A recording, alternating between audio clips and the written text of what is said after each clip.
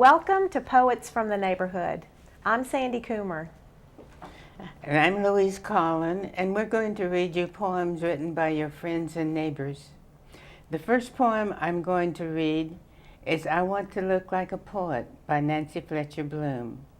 And live in squalor, said I in a young voice, thinking it to be a village in Scotland rather than a state of being. Wake each morning high in a lofty cold, wrap my Hemingway sweater long to cover blue fingers, walk on snowy streets, share communal mugs of black coffee, toss thoughts into the night, struggle for that perfect world. Sunrise, pull my sweater closer, show them the word. It just surfaced, I say. They understand. Joy of Rants by S.R. Lee. Old man in Kentucky put out whole poetry book, all of it rants about modern money mania. Old woman in Tennessee rants against the weather, especially the past cold spring kept her indoors too much. Old woman in Atlanta doesn't like retirement apartment, impersonal despite recommendations, rants away to cousins out of town. What pleasure, satisfaction, relief, dark thoughts shared, invade others' eyes, ears, more effective even than the rag damn it doll, and she's so good, just to look at her improves a ranter's mood. Come now, Medusa, bestow on us strength, courage, resolution, anger, to be uncheerful, unchipper, unsocially acceptable, honest. This Love of Mine by Mary Lane. If we had met and loved some years ago when young was all we knew, I would see you fail and think you will change for me in years to come. But since these years were spent on other loves, we know all time is now. So when you stumble, I will just nod and smile and love you all the more. Maraschino Cherries by VeeraJaR. Would a cherry be a cherry without the stalk so slender?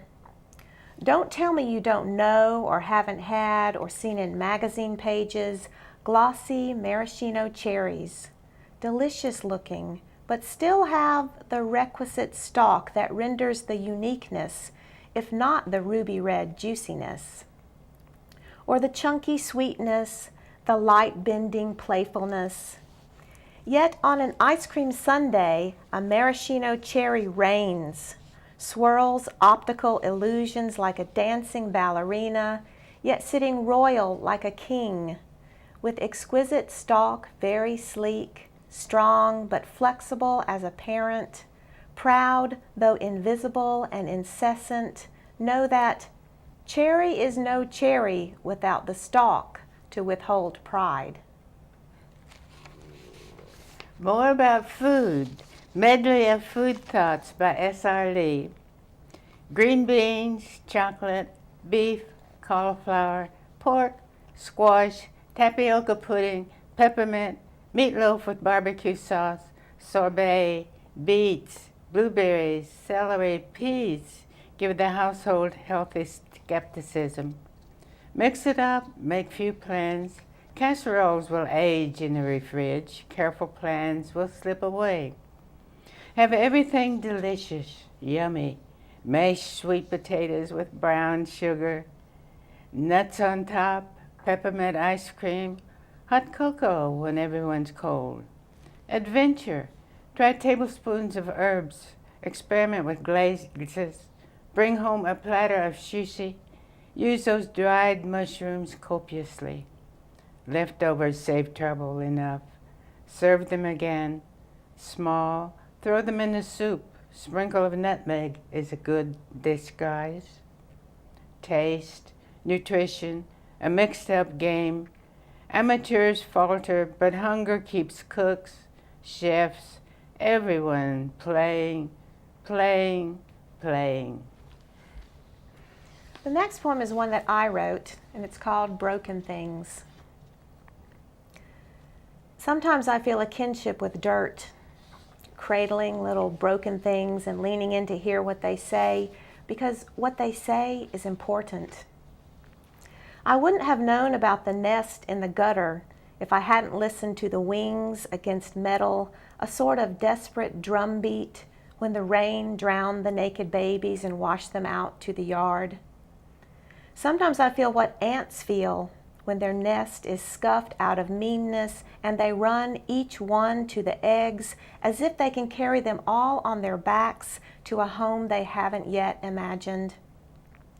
And the chipped teacup with its message in leaves, an omen that beckons bones beneath the blood moon, raising them out of the deep earth to cling to new life.